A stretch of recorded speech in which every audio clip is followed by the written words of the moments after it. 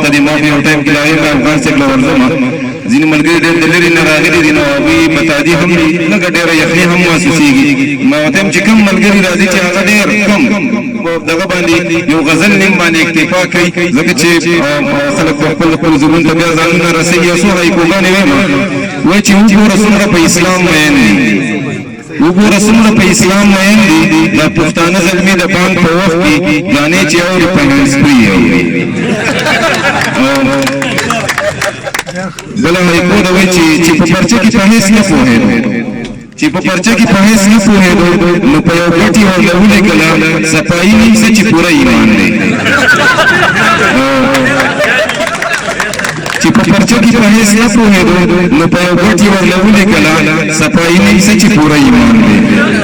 او ما درته وې موبایل ښه شی نه دی ما درته وې موبایل ښه شی نه دی تا وې زما بچي سداسې نه دي ښه شوه چې لوټ درنه مټیزه لاړه د شریک کور دی د شریک کور خو د خدای بې خو باسي د شریک کور خو د خدای بې خو باسي د ښځې خوا ته کېناستې نه شي څوک بیا ورته ټول وایي دا ډېر ډله دی بله هایکو ده وایي چې بابا له لاړم چې دانه مې ښه شي بابا له لاړم چې دانه مې ښه شي داسې دانې ورته راغلې وې چې خپله دانه یې رانه هېره کړله بابا له لاړم چې دانه مې ښه شي داسې دانې ورته راغلې وې چې خپله دانه یې رانه هېره کړله یو د ایسچو صاحب ملک په معذرت سره وایي چې بیګا د خان د کور نه غلا شوي وه بیګا د خان د کور نه غلا شوي وه چې سپي یې راوسته او پرېښوده نو په څوکۍ باندې ورننوته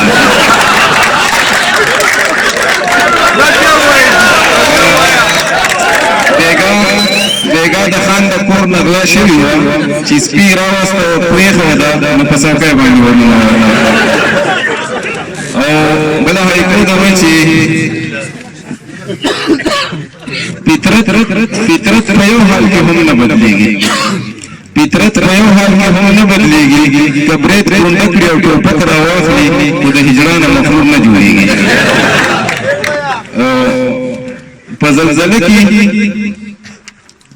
په زلزله کې چې پرې کور را پرېوت او مور او پلار د ګلیر دواړه مړه شوه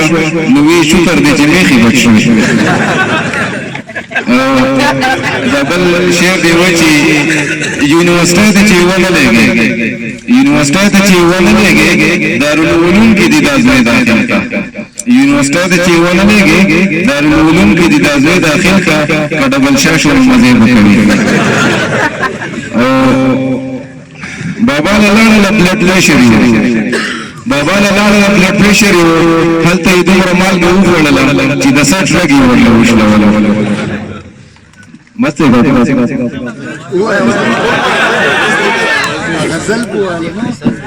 دا یو بل هایکو وایي چې ځان له زړه په کتابونو شین کړو ځان له زړه په کتابونو شین کړو ایله دومره انګریزي زده کړه ځان له زړه په کتابونو شین کړو ایله دومره انګریزي زده کړه چې واچ ته وچ او کلک تکلک وایي په دې اخري او هایکو هم چې وایي چې په دې خبره کې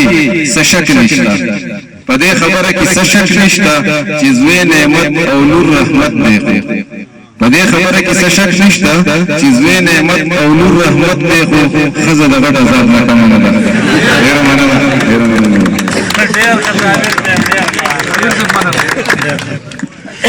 سرحدونه دومره نه وېرېږي خو وطن اوس راسره دا یره ده چېرته دې څوک اندر بلۍ نه کوي نو د دې نه وروسته زه شاهین صاحب ته خاص کوم چې هغه راشي ورسره کلام لاندې نعیم شاهین صاحب پروفیسر نعیم شاهین صاحب معیار زه معذرت پېښ کوم